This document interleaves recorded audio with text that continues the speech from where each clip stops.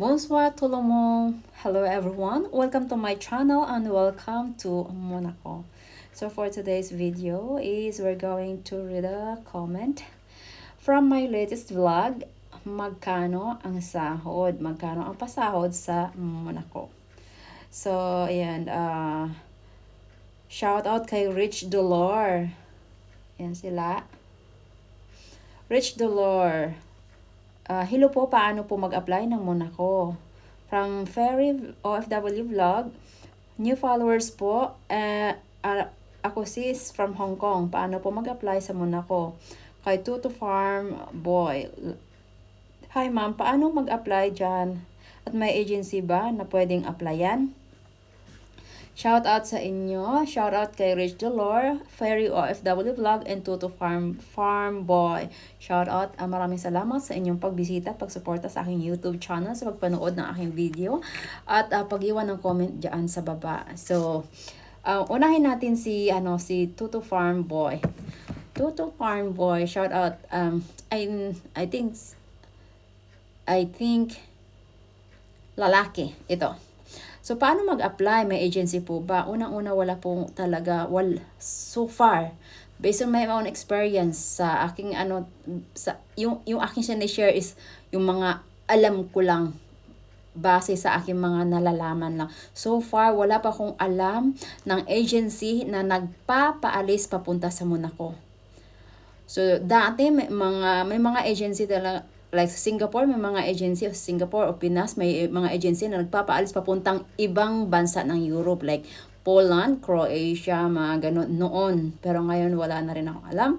And yun nga, wala pong agency na direct na nag-hire papuntang Monaco. So, kung may naririnig man kayo, kung mayroon kayong na nagpapaalis papuntang Monaco and France, yun po ay nagpapaalis lang sila, pero pagdating po dito, wala kayong trabaho, kayo pa yung maghahanap ng trabaho.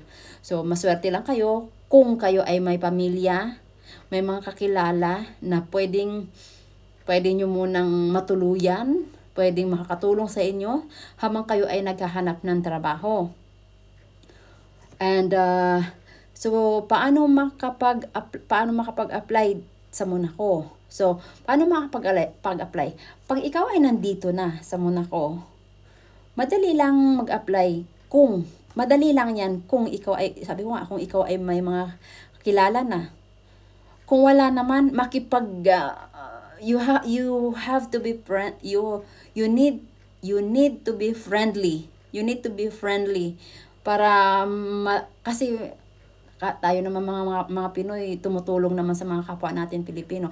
Pero hindi rin po lahat kapwa natin Pilipino tumutulong sa atin. Yung iba po, kapwa po natin Pilipino ang nagpapahamak sa atin. Kaya ingat-ingat lang din talaga. So, ganun talaga, hindi lahat. So, yun. Kung wala kang kilala, you need to be friendly. So, kailangan mo pumunta kung saan maraming Pilipino. Unang-una, Pinoy store, simbahan. Sa mga simbahan, alamin mo kung saan may Tagalog mass, saan may English mass. Kasi doon ka makakita ng mga Pinoy. Iba-ibang community, religious community, sa kung saan-saan. Kung hindi ka man Katoliko, may mga iba't ibang relihiyon dito. Alamin mo. You need to, matuto kang mag-imbestiga. Kung hindi ka Katoliko, kung may GIL ka, or Iglesia ni Cristo, or kahit anong religion, mag-scroll ka, mag-type ka ng mga religious community dito, makikita mo yan. Then doon ka lumapit. So you need to be friendly. Pero doble ingat sa iyong ingat sa pagtiwala. Bisdak. Okay. And yun nga, so paano makahanap ng trabaho dito? By recommendation. Good point yon. By experience. Kung ikaw ay may mga experience na.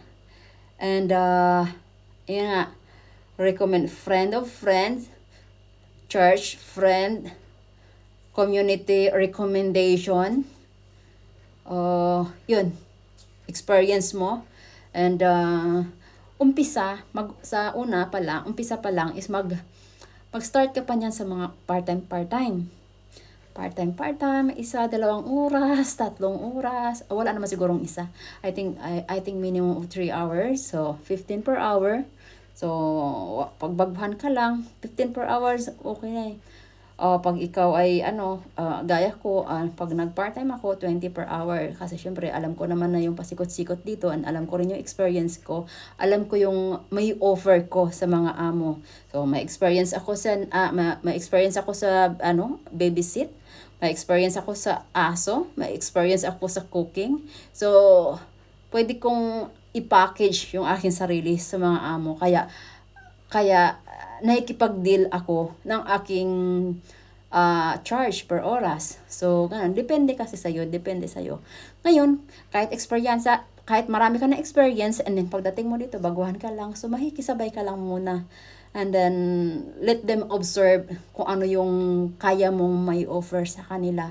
So, ganun lang. By recommendation sa trabaho, once na may amo ka, kahit 3 oras lang yan, and then yung amo na 3 oras na yun, may mga kaibigan na nagpapahanap din. So, yung amo na yun is i-recommend ka na naman niya sa kaibigan. So, gano'n lang yun. Recommendation by recommendation.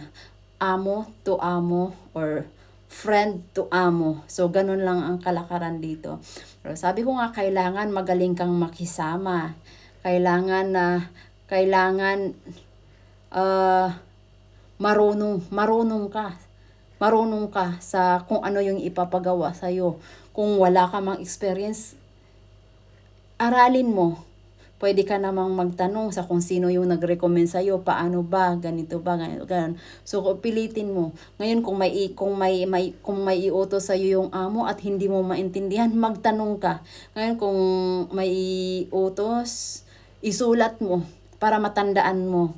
Para next time, para pag nakalimutan mo, alam mo kung ano yun. So, ganon yung technique. Ngayon, kung mayroon kayong hindi pagkaunawaan ng amo, tanungin mo. Parang in my situation kasi before, kasi yung pinalitan ko is 15 years sa kanila. So, sanay sila doon. So, and then ako naman sa Singapore, mga kids yung aking alaga, aso at kids, mga bata, and then pagdating dito matanda. So, it's a big adjustment for me. So, parang pareho kami nag-a-adjust, both. So, nung una, parang kumsi-kumsa. Parang gusto ko nang umayaw. Pero pinag-pray ko yon. Huwag kalimutang mag-pray. Kay God, gabayan ka. So, kung anong trabaho, ano yung papasukin mo, gabayan ka. So, pinag-pray ko yon. And sa awa ng Diyos, nakuha ko yung tiwala nila. Matagal-tagal din. I think 6 months. 6 months bago kami nagkapalagayan ng loob. Pero before that, parang gusto ko nang sumuko noon. Pero yun nga, kung ikaw ay susuko, talo ka. So dapat walang panalo na umaayaw. Parang ganun. Parang ano ba yun? No regret. Ano ba yung walang sumusuko, walang umaayaw na hindi. Nakalimutan ko na yung kasabihan na yun. Basta yun lang, pinag-pray ko yung and sa awa ng Diyos, 5 years na ako sa mga amo ko. 'Di ba? So, ganun lang. I hope na nasagot ko, nadala ko na kayo sa kwento. Maraming salamat ulit. Rich Dolor,